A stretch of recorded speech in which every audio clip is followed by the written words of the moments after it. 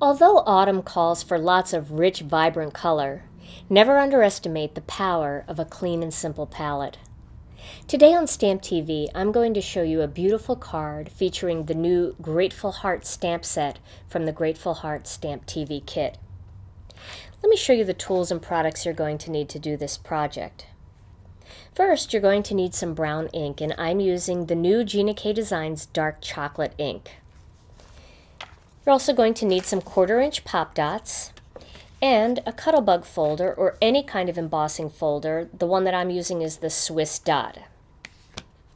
Then I'm using a couple of the stamps from the new Grateful Heart stamp set. And the one I'm using is this long leafy stamp, and I'm also using the greeting card that says, "My Forever Friend." You're going to need some ribbon, and I'm using the Gina Designs Pure Luxury Ivory ribbon, and this is our organdy ribbon. This also comes in the Stamp TV kit.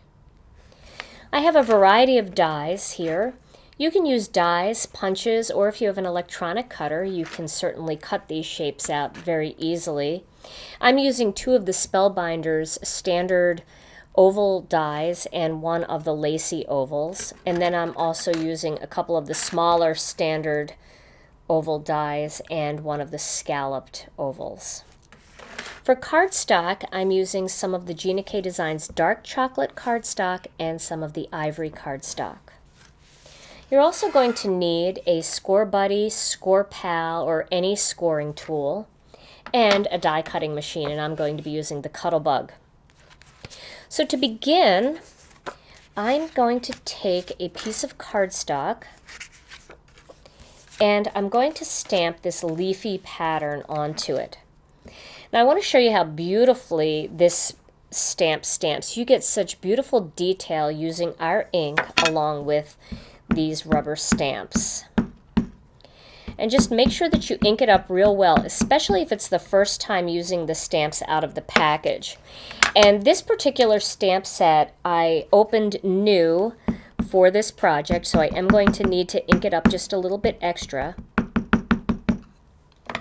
And then I'm going to stamp that right in the middle of this piece of cardstock. So there, look at all of that beautiful detail. Isn't that stunning? So nice and crisp. Then I have a small piece of cardstock here that I'm going to stamp my greeting, and that's the My Forever Friend stamp. And I'm going to stamp that right about there.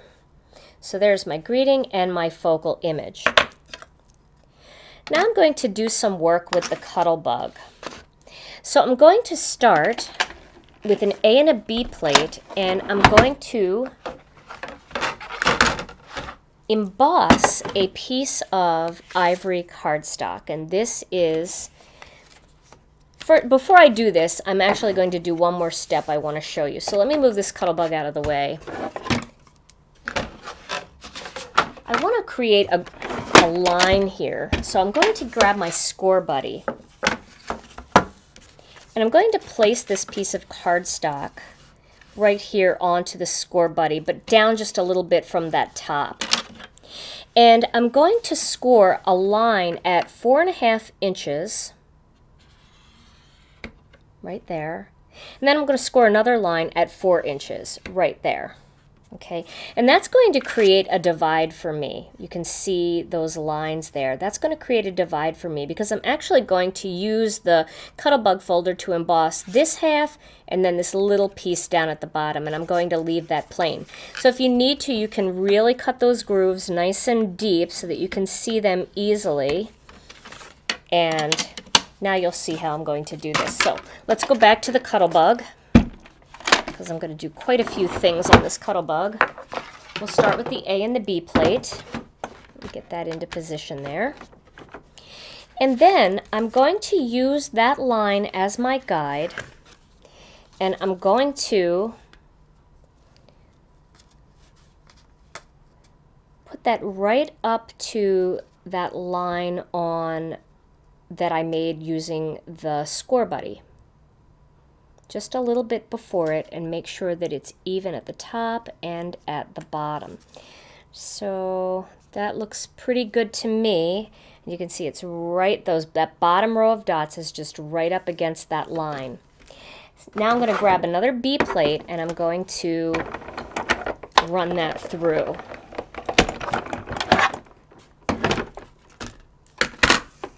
So now I have just the top there embossed, and it comes right to that line. Now I'm going to do the same thing at the bottom and just position it where I want it. Make sure that's pretty even. Oops. Let's do it this way. Since I am right-handed, I have a little bit easier time manipulating the Cuttlebug in my hand there. Okay. So now I'm going to slip that in and the B plate on top and run that through. And that is going to emboss just the bottom. See that? Now I have the bottom embossed and the top embossed. And the way to get those perfect is just to make those score lines ahead of time. Now we can rescore them again, but we won't need to because we're going to put a piece of ribbon over there. And I didn't want the dots showing through on that sheer ribbon. I wanted that to just be beautiful and plain and simple, but I wanted the dots on the top and peeking out from under the ribbon. So that's how you divide a Cuttlebug folder. You could also stamp a greeting in here if you wanted, so that's another option, but I'm not going to do that. I'm going to be using my Forever Friend greeting, and I'll show you that in just a minute. So now we're going to cut out some shapes here. I'm going to cut the leaf out. A and B plate are down, and I'm going to use the smaller of those 3 ovals. So these are my 2 bigger ones. This is the smaller one. And I'm going to cut this out using the C plate.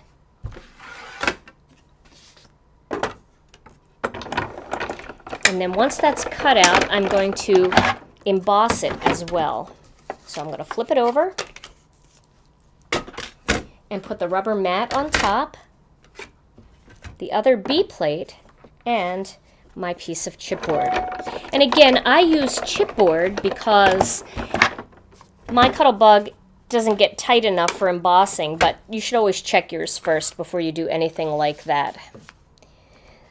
And so there we go. There is my focal image.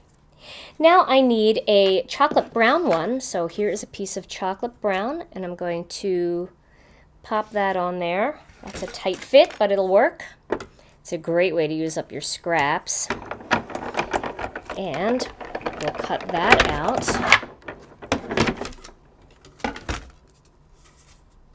And I'm going to need one more ivory, and then I'm going to cut the lacy oval out. And again, just the C plate is necessary for this.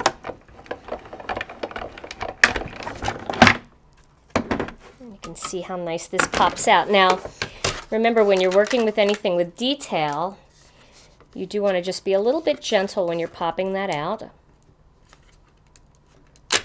There we go.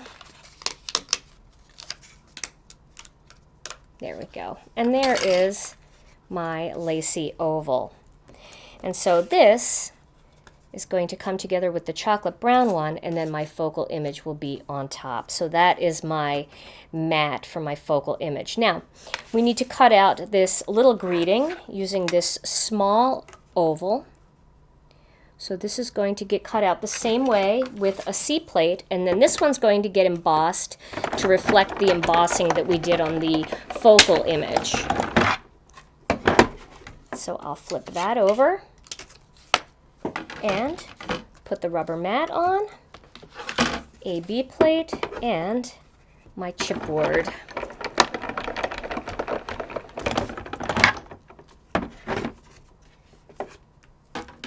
There we go. So there is my greeting. It's got a little piece of something on it there. There we go. And now I'm going to do 2 at once. I'm going to do the next size up in chocolate brown, and then the scalloped one in ivory. And because these are smaller, I can fit 2 on at one time, which saves me a little bit of time. I'll cut both of those out, and then we'll be ready to assemble this clean and simple card. Now we're ready to assemble the card. So I'm going to add this piece of ribbon to this panel. And I'm going to do that just by laying it on top, and you can see it's the perfect size for that empty spot that I left in there. I'm just going to lay that on top and flip it over. It's kind of a big piece of ribbon here, so maybe I'll trim it down a little bit. I don't think I need quite this much. Just take a little bit of that off. And flip it over and add a little bit of tape on each side there. I can flip it back over and position it. There we go.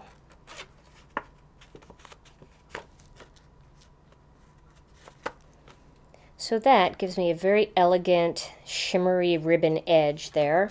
And then this whole panel is going to go on top of this dark chocolate panel. A little bit over the ribbon there. And we'll put that into place. All right. And then this whole panel is going to go on top of my ivory card base.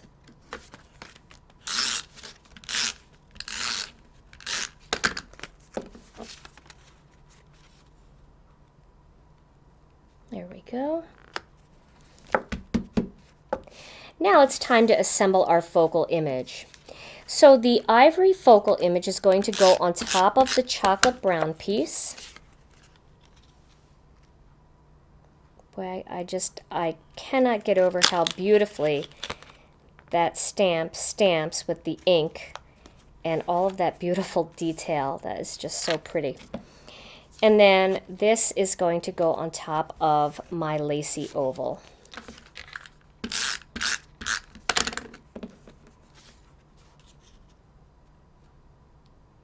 Just like that.